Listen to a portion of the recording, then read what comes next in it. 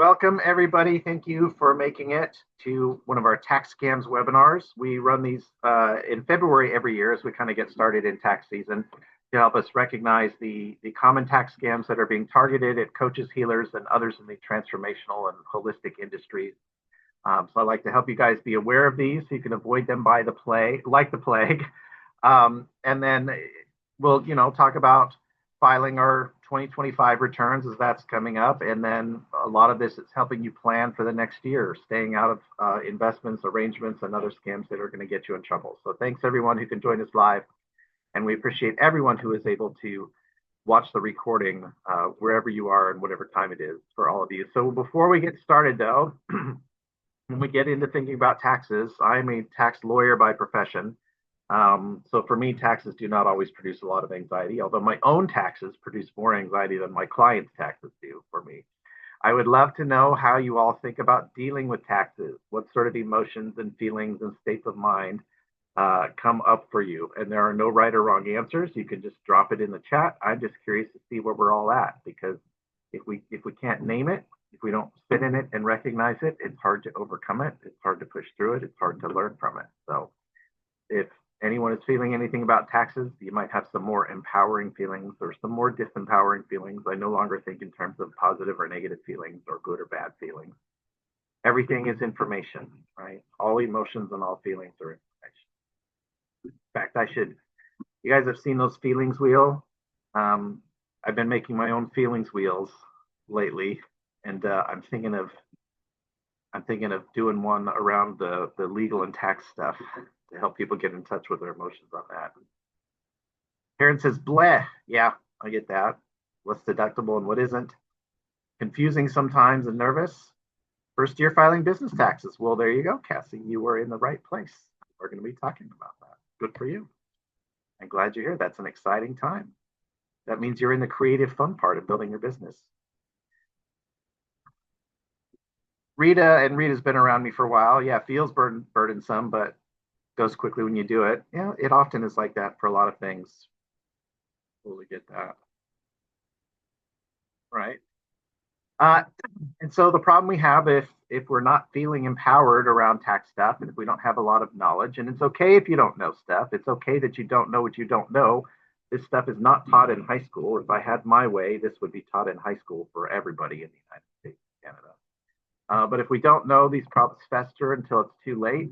Our anxiety just grows. Have any of you ever turned on the anxiety struggle switch, where you feel the anxiety, then you struggle against the anxiety, then you feel anxiety about your anxiety, then you're mad at yourself for feeling anxious, right? So that anxiety struggle switch tends to sabotage ourselves and our businesses, and we don't want to feel visible. We don't want to get out there. You become very susceptible to trickery by the scam artists. So the sorts of scams we're going to talk about today are precisely targeted and very cleverly targeted at small business owners, especially those in our industry who are feeling anxious about their taxes. They're very good at that. And then we're also not taking advantage of the benefits that the tax system has to offer, because as small business owners, it turns out that we are winners in the tax system. On the other hand, if we gain some empowering knowledge, if we gain a more empowering outlook and attitude, we can eliminate these problems before they get out of control. We can find a lot of confidence that we're able to build our business and build our wealth and serve our clients and live our missions and do it safely and visibly. We can avoid these hucksters who are trying to sell us the magic tax beans. And we get to take advantage of all the stuff that the system has given to small business owners to help us reduce our taxes legally and help us run our businesses. So today we'll talk about some red flags, as I see it, for bad tax advice. Examples of specific tax scams I would advise you all to avoid, including scams that are being sold specifically to coaches, healers, and others in the transformational industry right now.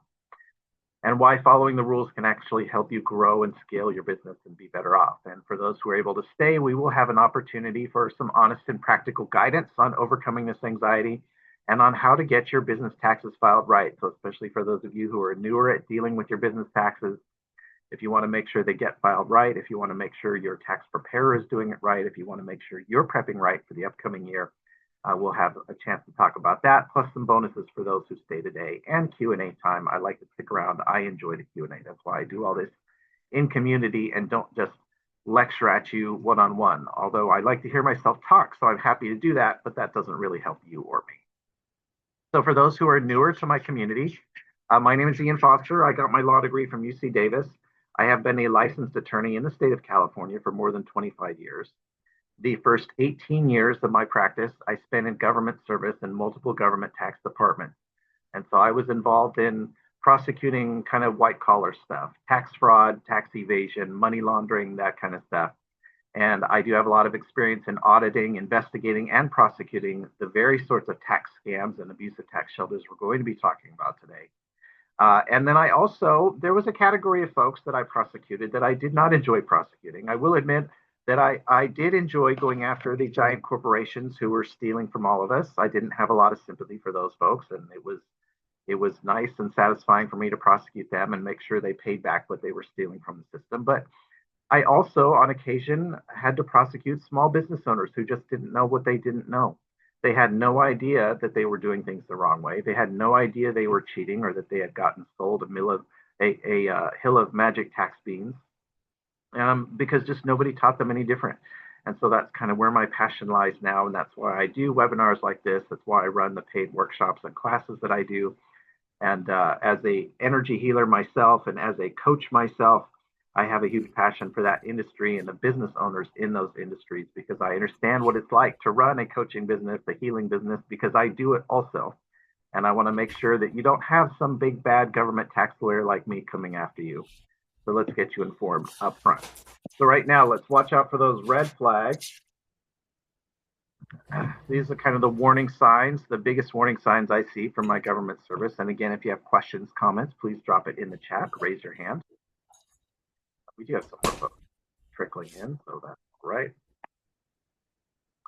So when it comes to red flags to watch out for, when people are trying to sell you on some new tax arrangement or tax scheme, ways to save taxes, there are lots of ways to save taxes, but here's the red flags when people are selling you stuff. And the first is what we call a transaction that lacks a non-tax business purpose. So let me unpack that a little bit. A legitimate transaction in your business is going to make sense in your business because it makes sense in your business. You're going to have a good business reason for doing it. That's going to be what we call your non-tax business purpose.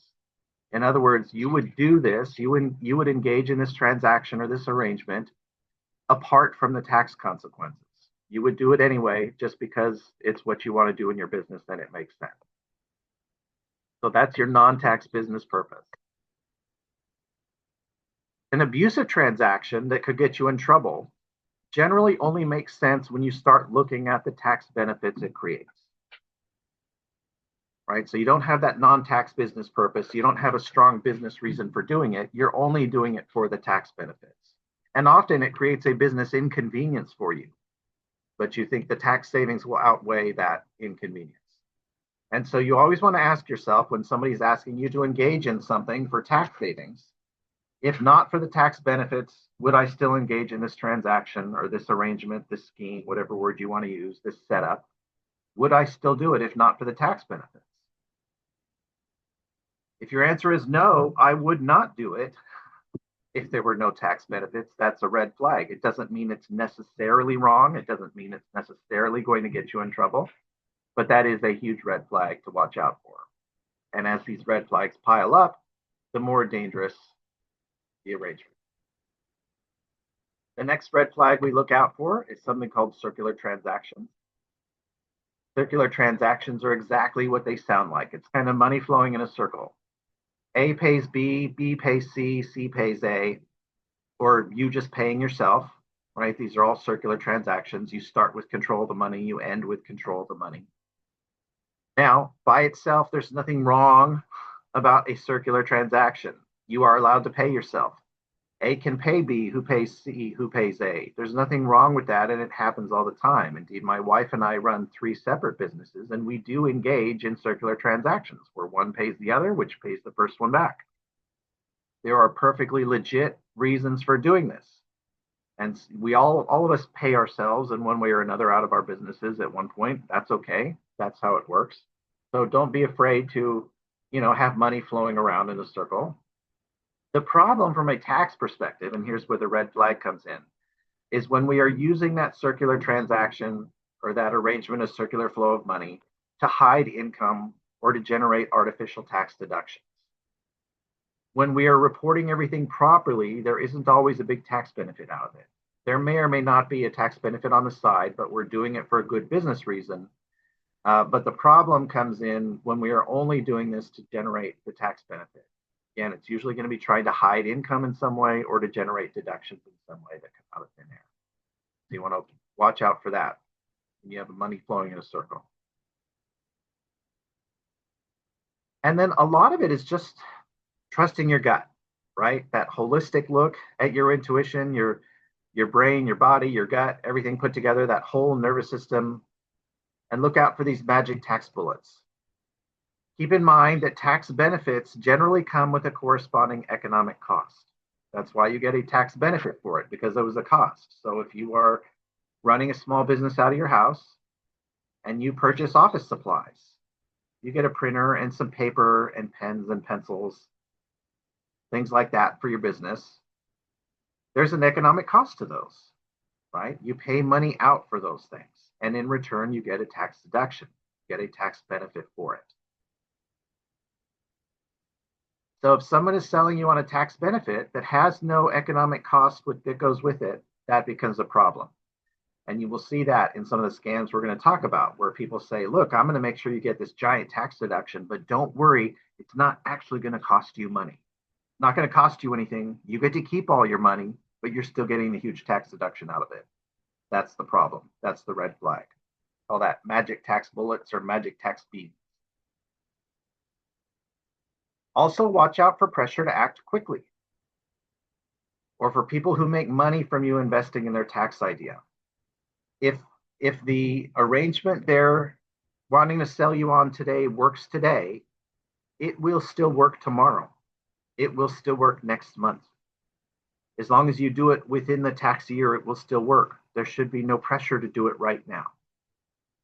And watch out for folks who make a lot of money off of you engaging in it. Because if they're selling you on something that's just a legal thing then you can do, then you can just do it. You don't need middlemen to transfer you to people to do it. And be suspicious about outrageous claims. And the one I love is things like, I fought the IRS my whole career and I beat them every time, right? These folks, we fight the IRS, we never lose. We never lose the IRS. So I was a government business and tax prosecutor for 18 years. I was involved in hundreds of cases.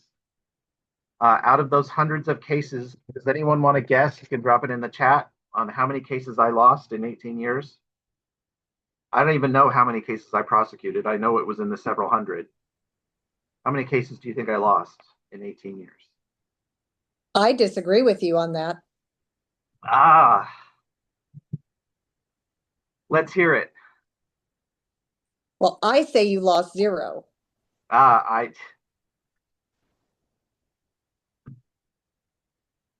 So Heather's guess is 0.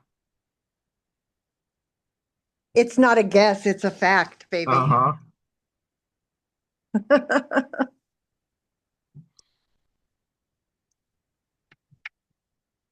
Hi, honey. My granddaughter's here. Yeah. We're at the emergency vet right now. With Stanley. Yeah.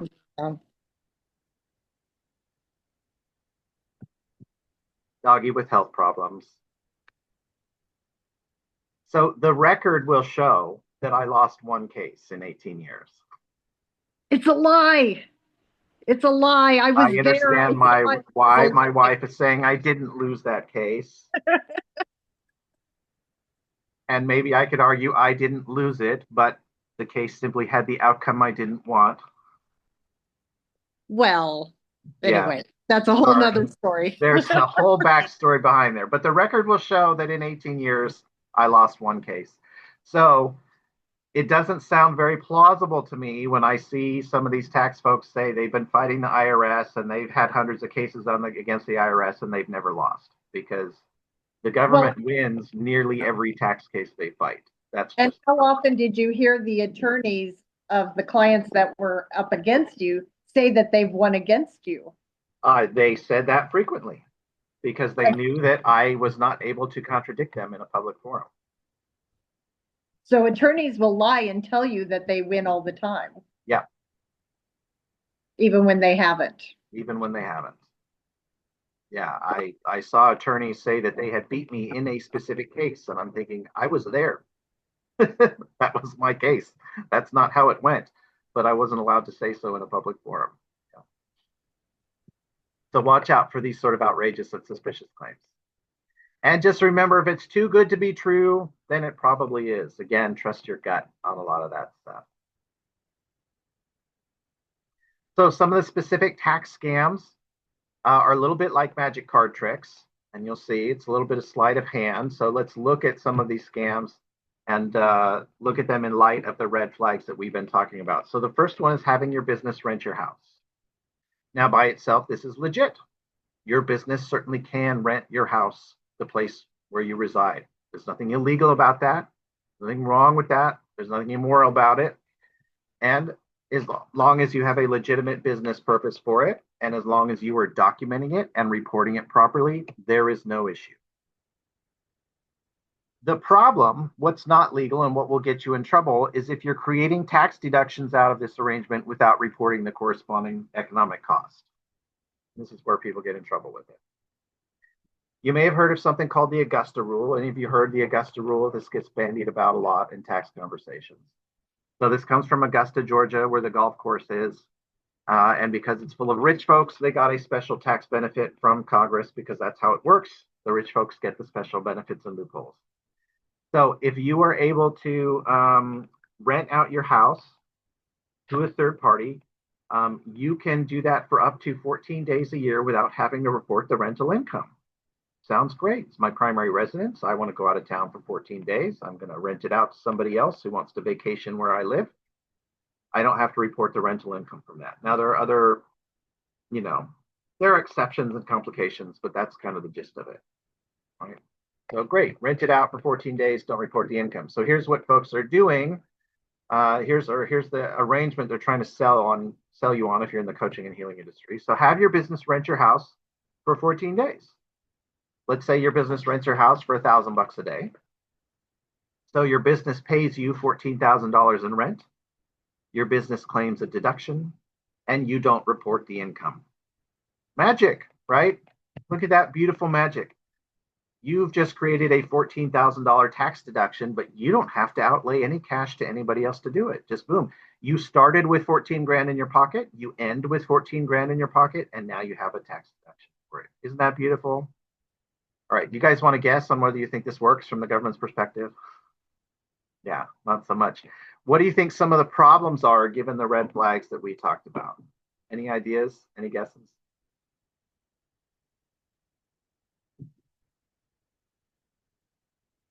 How about Don't you have to report that 14,000 as income someplace? Well, yeah, because you're just paying yourself, right? It's just a circular transaction. It's just money flowing around in a circle with no cost to you. So if you take the deduction and you also report the income, the government will have no problem with this. They'll have a problem when you take the deduction and don't report the income. Now you might say, why would I do this if I had to report the income? And the answer is you wouldn't. You wouldn't do this if you had to report the income. Right? You wouldn't do any of this but for the tax benefit. Because this is a huge pain if you're going to document and report everything properly. If you're just going to have your business, film something in your living room, just have your business film something in your living room. I mean, you could have your business rent your living room, and then you could fill out a rental agreement, and you could document it, and you could pay money from one account to another, and you could deduct it on one side and report the income on a different form. But why? Why do all that? Just have your business film something in your living room. It becomes a huge pain.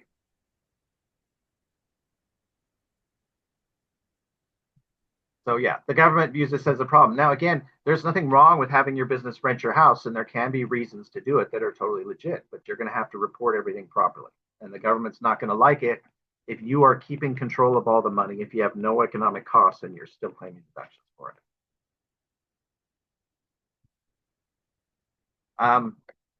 And there are lots of folks like me out there this time of year running webinars on taxes.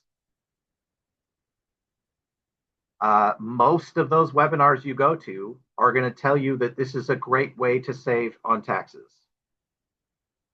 It is extremely common. This is being marketed heavily to our industry. I'm coming at you from the government perspective. I used to prosecute this sort of thing. Another one, have your business pay your kids. Now, again, by itself, this is totally legit and legal. If your kids are doing work and you're documenting and reporting everything properly. When I was a kid, I worked in the family business. I have paid my kids to work in business. People do this all the time. This is what family businesses do. And your kids can receive up to, I have to actually check, I think that number might have changed slightly just now, but it's somewhere in the 13 or 14 grand range. If your kids are minors or under a certain age, they can receive up to about 13 grand in earned income without having to file a return or pay taxes. So let's say you have a 15-year-old daughter, you pay her 13 grand for helping you sort paperwork, develop your website, maybe do some social media stuff because she's much more handy with that than us old people are. And she deposits the money in her own bank account. No problem. Your business gets the deduction. Your business paid someone for work that was performed, which we do all the time. And because your daughter is a minor and she's under the threshold, she does not have to report the income she earned. This is actually completely legal and it's done all the time. The government has no problem. Now let's mix it up a little. Let's say your kids are a lot younger, or they don't want to do the work, or perhaps you don't even really involve your kids in the equation at all. Right? Let's say you need a picture of a cute little girl in your marketing. You have a 5-year-old kid, she's cute, she's photogenic, you have beautiful pictures of your 5-year-old, you want to use them in your marketing. So here's what you're going to do. You're going to pay your 5-year-old $13,000 for the rights to her name, image, and likeness so you can use it in your marketing materials. So you can have a picture of your 5-year-old in your marketing. Wow. How cool is that? Now, because she's 5, she's not allowed to control a bank account. So guess who has control of the money you pay her? You do. You keep control of the money. So you are paying yourself to use your 5-year-old daughter's picture in your marketing. You don't report the income because you're going to say, look, it goes into my daughter's bank account. Of course, you are the one who's assigned to control the account. Your daughter's not going to report the income because she's 5 and doesn't file tax returns. But your business gets the deduction. Isn't that beautiful? Isn't that magic? 13 grand deduction for money that you get to keep. Can you guys think of any problems with this? Why might the government have a problem with it? If someone like me, when I work for the government, is looking at this, you think I might get suspicious about this sort of thing? Yes, because you're paying an underage child. Yeah, you're paying someone young.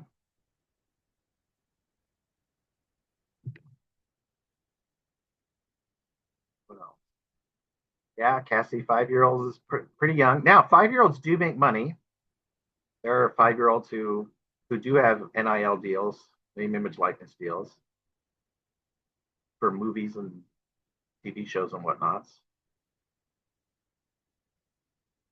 How about this? How did you decide that your daughter's name, image, and likeness was worth 13 grand? Where'd you come up with that number? I, like many of us, have access to a stock photo library that I pay a subscription for. There are lots of pictures of young kids on there that I can use in my marketing if I need pictures of happy playing children in my marketing. I've already paid for it. And it did not cost me $13,000 for that stock photo library. I don't know where you came up with the $13,000 for it. Then there's the issue that you actually get to keep the money. You're not paying 13 grand to a famous actor who happens to be 5. You're keeping the money. You have control of it. There was no economic cost to you, no outlay of cash to anybody else. And then you are unlikely, without the tax benefit, to actually go through the trouble of having a contract with your 5-year-old. Are you actually going to write up a name, image, likeness contract with your 5-year-old and have it properly executed? Unlikely to do any of this without the tax benefit.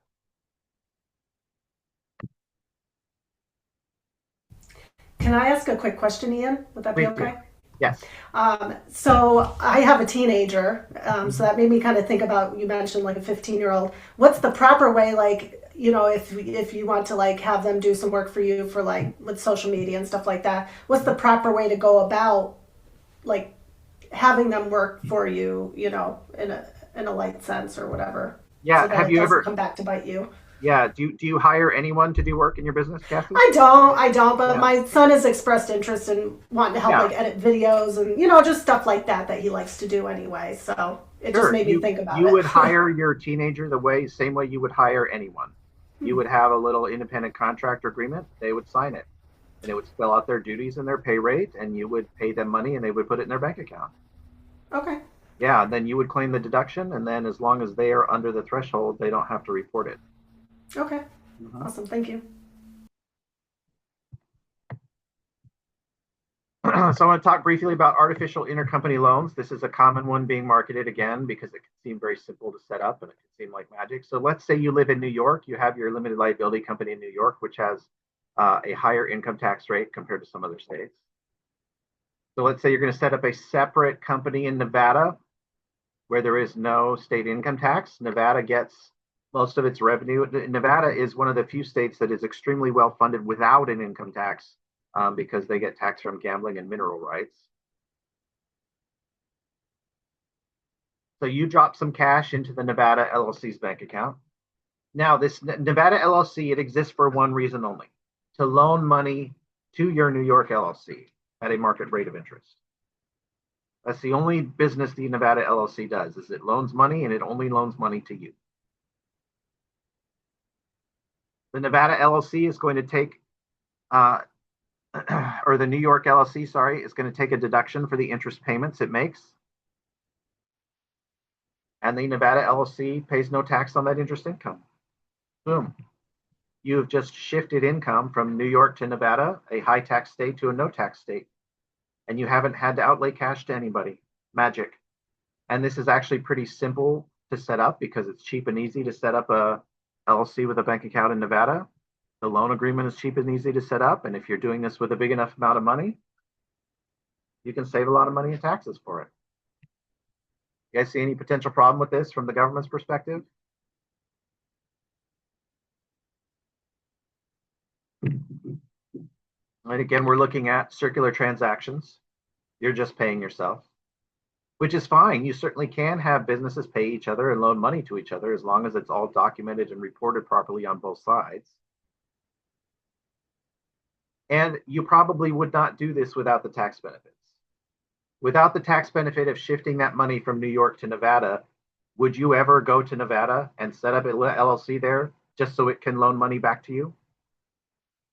You obviously don't need the loan because you're the one that put the money in the Nevada LLC in the first place. You already have the money. You don't need the loan from yourself.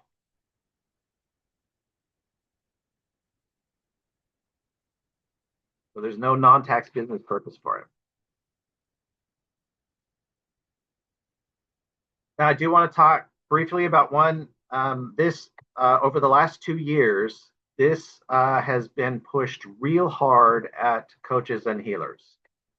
There are people out there talking about this, selling it. There's a whole chain of promotion. It's something called the Irrevocable Spendthrift Trust. Now, I'm not going to go too deep in what an irrevocable spendthrift trust is or how trust law works. There are trust instruments called irrevocable spendthrift trusts, and they do exist in trust law and they have their uses, and people use them all the time for legit reasons. But let's say someone comes to you and says, pay us 20 grand and we'll draft you this document. It's going to be really long and complicated. Don't read it because it's going to be too technical. It's going to be called an irrevocable spendthrift trust. And after we draft you this document, you never have to pay taxes again to any state or federal or local government again, ever in your life. So right off the bat, anybody's hackles going up? Right? Do you think the people who drafted our tax law just inserted a little provision that says if you use magic words, you never have to pay tax again? No, that's not in the tax law. It doesn't work that way. Now, but these people say, don't worry, we're going to give you a legal opinion written by real lawyers, which it will be. It's going to be hundreds of pages long, full of citations to cases and laws and histories. It's going to look very smart and professional. You're not going to read it because it's too technical and too long and too boring. But it's going to look very impressive, and you're going to say, well, these lawyers wouldn't write this legal opinion if they didn't really believe this, right? It must be true, must be good. And they're going to guarantee you that it works. They're going to guarantee you that you never have to pay taxes again. And their guarantee is not in the form of them paying the tax for you or anything silly like that. Of course not. It's not like you get a refund. But they're going to offer to defend you when you get audited. They'll say if you get audited, but it's really when, because the government has already said publicly through notices that they will audit all of these things and challenge them. So when you get audited, not if, these people say they will defend you. Of course, you got to read the fine print. Because the fine print in their guarantee says that they will defend you only after you pay everything the IRS is charging you, and then you file a lawsuit against the IRS asking for the refund. So you will get audited. You will lose the audit. The IRS will hit you with back taxes, interest, and massive penalties for having engaged in what the IRS views as fraud. And then you have to pay all of that to the IRS in full. And then when you try to get a refund and the IRS says, no, we're not refunding you, then these people will come in and help you file that lawsuit. Now, they know nobody's ever going to do that. This is not like, it's not going to work this way. So watch out. You can already see, right, just sort of intuitively, this whole thing is a scam. Anytime you hear people, you're at some conference, you're at a meeting, and there's somebody there talking about their irrevocable spendthrift trust, it's going to save you on taxes. Please be careful of that. Again, it's going to sound very convincing. They have their presentations honed and polished and targeted quite well. So it's all going to sound very good. It just doesn't work this way. And as I said, the government has already said publicly that this doesn't work, that they will audit all of them and they will challenge all of them. I have yet to see anyone win a case with anything like this. This is sort of an old scam from back in the day that's come back to life recently. You guys have any questions on any of the stuff we talked about? Kind of the warning flags and the different arrangements and scams we went through?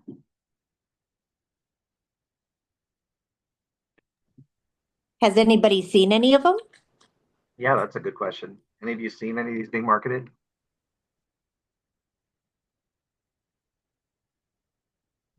Maybe I see them being marketed because I'm a tax geek, so I attend all the tax stuff. Yeah, I've seen some on Facebook, and I always send them to my husband to look at.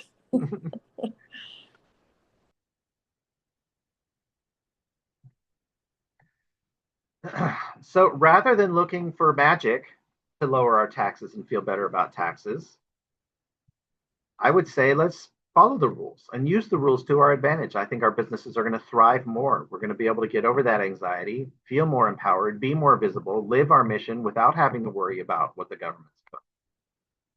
And it's really not that bad once we just start doing it right. We have this oldie buddy goodie quote from Justice Oliver Wendell Holmes: taxes are the price we pay for a civilized society, which is a bit trite, but it's also true, right? Somehow the roads and the schools and everything are getting funded, and taxes are part of that. Certainly we all have different opinions on how much should be funded and how it should be funded, but it is the reality of living in modern society. And paying a lot of tax means you're making a lot of money. If you come to me and say, man, I think I'm going to have to pay $100,000 in taxes next year, I'm going to say, that's amazing. You are crushing it. How great are you doing? that your tax bill is that high. Now, we might also look at it and see, are you taking advantage of all of the rules that are there for you and the strategies that are legit and legal for you? At the same time, a huge tax bill means you've done quite well for yourself. It is a problem we all want to have. The problem of thinking, geez, I have a huge tax bill. How can I kind of figure out if I can hone this down a little? That's a great problem to have. It means things are going awesome. It means you're making a difference out there in the world. And believe it or not, if you are a small business owner, the tax system has chosen you as a winner. The economy runs on small businesses. Small businesses are the fuel for the modern Western economy, and the government knows it. They want small businesses to succeed. And so small businesses especially have an amazing opportunity to save on taxes. You can have a really well-paying six-figure W-2 job and then go into business and make that same 6 figures gross in your small business that you're making in W-2 and probably pay about a third of the taxes simply because of how the system favors small business owners. There's a huge a list of ways you can reduce your taxes legally. And so my contention is it's simpler to just comply with the law and learn how the law works rather than trying to cheat it with the magic tax bullets and get yourself in trouble. Because getting audited and trying to defend yourself is extremely costly in time and money, not to mention just the emotional energy. Anyone been through an audit lately? No? Anyone want to? No? Why not? Why don't you want to? Doesn't it sound like fun? It's not fun. It's not fun to go through an audit. Even if you end up not owing in the end, it's a massive drain on your emotional energy for months out of your life. It's a huge pain. It's a huge distraction. An experienced tax lawyer like me, depending on where you live, is going to charge you anywhere from $500 to $1,000 per hour to represent you in this audit. You can see how that adds up. Pretty soon you're paying me more to defend you than if you just pay the IRS the bill that they asked for. And the price for engaging in something abusive. And the scams we talked about today are things that the government would consider to be abusive arrangements. They're going to go all the back taxes you owed anyway. And back taxes are just back taxes. Again, it's just paying what you would have had to pay anyway, but then you owe the interest. And on tax liabilities, interest compounds daily, not monthly or annually. Then you owe a penalty. We call it an interest-based penalty, which doubles the interest rate. And then you owe something we call a non-economic substance penalty, which can range anywhere from 25 to 40% of the underlying tax. So before you know it, you're paying triple what you would have just paid if you just followed the rules in the first place. The government does this on purpose to try and alter your calculation up front so that you don't play audit roulette because you want to avoid all that. On the other hand, if we're getting educated, we can understand how these laws work and plan ahead, how the tax forms work so we know what your returns should look like. And again, this is important even if you have a CPA or other tax preparer, because guess who's responsible for everything on your return? It ain't your CPA, it ain't your EA, it ain't your tax preparer, it ain't TurboTax, it's you. Doesn't matter who fills it out. If it's your return, you are responsible legally for everything that goes on there. And that knowledge becomes power. So let's learn how we can deduct things and what to deduct and how to do it legally, knowing what income we have to report to stay compliant and getting over that anxiety. So much of this anxiety stems from lack of knowledge and lack of experience, which is totally normal. Anxiety simply means that your nervous system is working properly. We all get anxiety when we confront things that seem complicated and out of our control and we haven't learned. That's the normal response. And so we can clear some of that anxiety by getting educated and starting to see how much power we really have. And we get there. One of the ways we get there is our workshop coming up this month called Tax Time Peace of Mind. This is our business tax filing workshop. This is part of our second Saturday workshop series. Some of you are familiar with that series where the second Saturday of every month, we run workshops on the most important legal and tax issues for small business owners, especially those in the coaching and healing industries. So coming up the second Saturday this month, which happens to be Valentine's Day, the 14th, we have Tax Time Peace of Mind. So this is a one-day hands-on experience on Zoom. We're going to do it in community like we are doing here today. We do all of our workshops in community because we enjoy the community format. We get to know each other. We make relationships out of it. We learn better. We get to learn from each other. We're going to learn how to file our business taxes properly so you can get to work on filing your 2025 returns. There's a lot of knowledge that helps you plan for the future. So this is not simply about getting your 2025 returns filed properly. This is a lot of knowledge that's going to help you moving forward in 2026. So as you make your business decisions in 2026, you know what income you're going to have to report, what you're going to be allowed to deduct, and how to do it and how to categorize it. It's very practical and applicable, very hands-on the way we do it. We're going to give you a lot of realistic and real-life examples, and we're going to give you templates that you can use right away in your business. You will get the very income statement and profit and loss statement spreadsheets that I use in my business, that my wife and I use in our businesses, that I have created with my knowledge as a government tax lawyer in ways so that they translate very well right onto the business tax return. And you can start using them to categorize everything from last year and to get everything on track for this year so that when you file a year from now, it's all already done and ready to go. We start with what income to report because that is one of the single biggest issues and red flags is incorrect income reporting. And so it's a strong compliance foundation to reduce your risk, knowing what income you have to report and avoid the most common reporting mistakes I see among my clientele. And then everybody wants to know about deductions. I saw earlier in the chat questions about what to deduct as a coach and a healer. We're going to talk about deductions and what expenses you can deduct, how to do it legally, specific opportunities for small business owners, and then plenty of time to bring up our own examples on what we can deduct in our businesses because we all run slightly different businesses, even though many of us are coaches, healers, and other things in the healing arts and related industries. We all do things a little bit different. So you'll be able to ask questions about how you're running your business and how that creates deductions for you and learning from the examples of all of your peers who are there with you. We're going to talk about categorizing those income expenses properly. And we do categories in a way that translate quite well onto the tax forms, again, with templates, the spreadsheets that you can use right away. You get to keep those. And we're going to review the most common tax forms line by line. So most of us here are using either the Schedule C for our LLCs or our sole proprietorships. So we are going to go through the current Schedule C line by line and make sure we all understand it. We're also going to go through the current Form 1065 and possibly the 1120S, which are the other common federal tax forms that most of us are using, and understand the logic of how the forms work and how the forms are arranged so that you know how to fill them out. And so that you know and understand, or you can be able to read and understand the forms, even if you have a tax preparer filling them out, even if you're using TurboTax. I use TurboTax for my forms simply for the convenience because it saves me a lot of time in filling out the forms and it helps me with the e-filing. It just makes it a lot more convenient for me. I still review the form after TurboTax puts it together. I have TurboTax print out the form and I look through it because I know how it's supposed to read. I know how I want it to read that's in alignment with my values on how I want to report things. And so I still make sure it looks right from my perspective. And again, as I said, TurboTax is not responsible for what's on the form.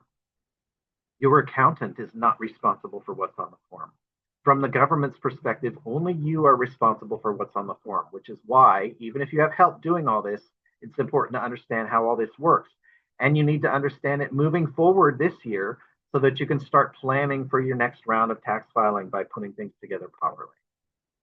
We do things on the spot, lots of love seat time. You occasionally hear the hot seat. I prefer the love seat time because we're not going to burn anybody's britches here.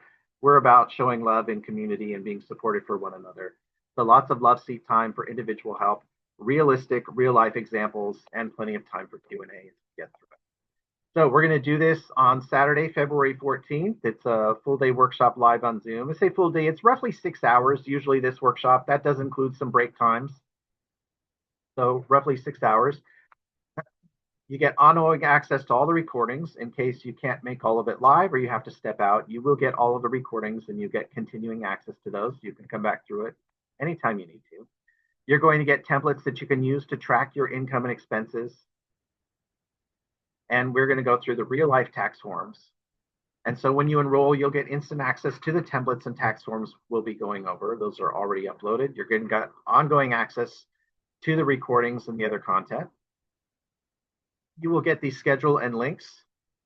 So you will get email reminders. Oh, sorry, I copy pasted this from a previous slide for a different workshop, so my bad. It is not March 11th, it is February 14th, the second Saturday of February, so Valentine's Day this year. And join that trusted community. And for those who are able to enroll, we do have some bonuses.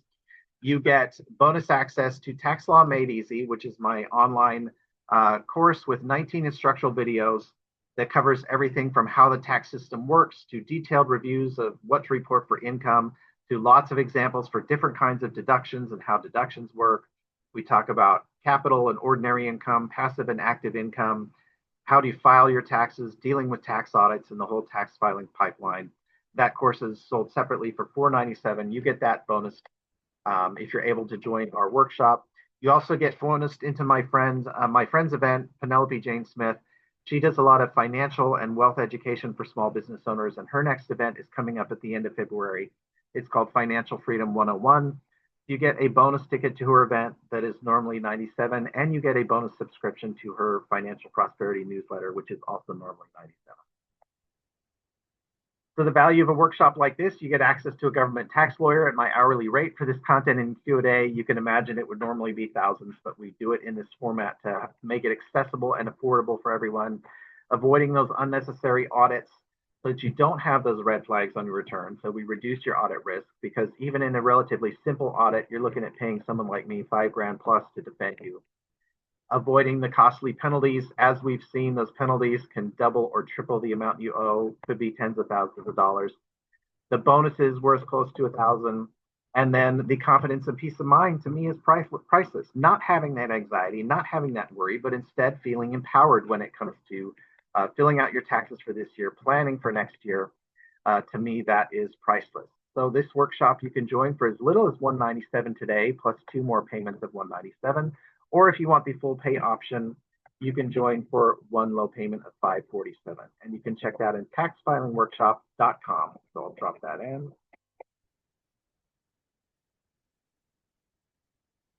So taxfilingworkshop.com. And let me, oops, I lost my clickable link just in case that link gives you trouble. We do have another one you can click on to pull it up.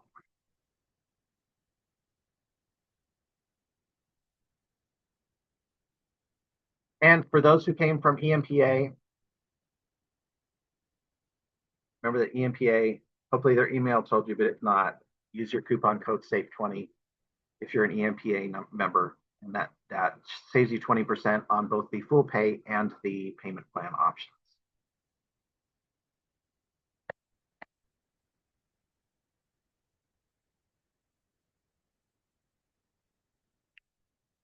Thank you, everyone. I'm happy to stick around. I have a little bit of extra time before my next meeting. So are there any questions from anything we talked about today?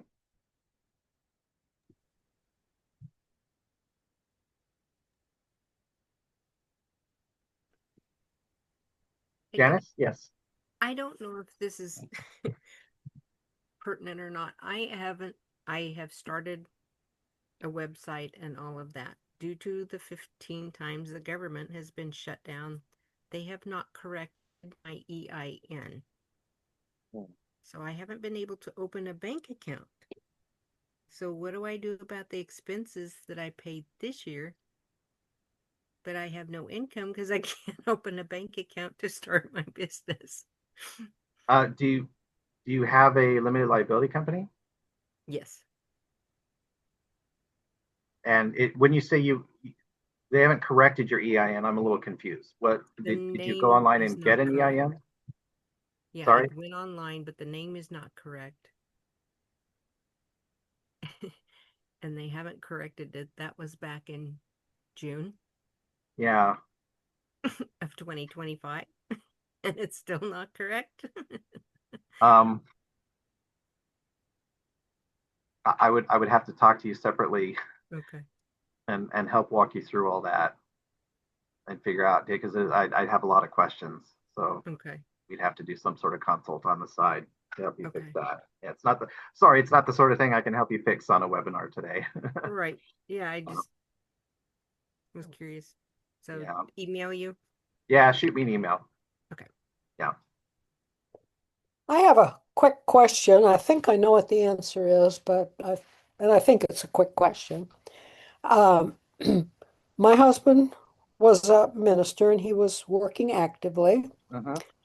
So he was also retired. Mm-hmm. And so he was getting a pension from the church. And that was applied towards housing allowance. Mm. Now that he has died, I'm assuming I continue to get that pension. So now that he has died, I'm assuming that's straight income for me, correct? Yeah, the pastor's housing benefit would no longer apply. That's what I thought. Yeah.